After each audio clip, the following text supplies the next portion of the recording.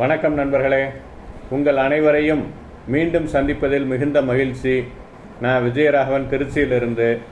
இன்னைக்கு நம்ம CM Joseph Vijay அவர்கள் பதவியேற்றிருக்காங்க.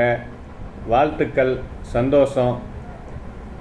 இப்போ பாரதியார் பாட்டு, நல்லதோர் வீணை செய்தே அதை நலங்கட புழுதியில் எறிவதுண்டோ, சொல்லடி சிவசக்தி என்னை சுடர்மிகும் அறிவுடன் படைத்து விட்டாய். அவர் என்னைய சொல்ல, அவர் பாடினதை பாடினேன்.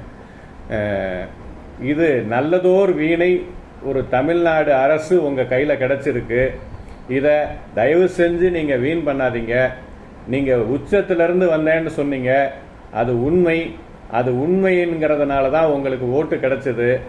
மற்றவர்கள் ஊழல்வாதிகளாக இருந்தாங்க, அதுவும் உண்மை. மக்களுக்கு வேற சாய்ஸ் இல்லாமல் இருந்தது. நீங்கள் நல்ல சாய்ஸை கொடுத்தீங்க. ஆனால் இப்போதான் நீங்கள் எச்சரிக்கையாக இருக்க வேண்டும்.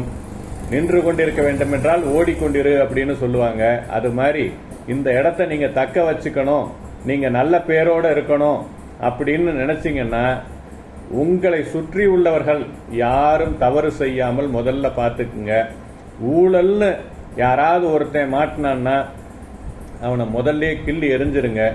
இதுதான் என்னுடைய வேண்டுகோள். இதை மட்டும் நீங்கள் செய்ய தயாராக இருந்தீங்கன்னா நீங்கள் தான் நிரந்தர முதல்வர். நான் பிவிசி டோரு கடை வச்சிருக்கேன்.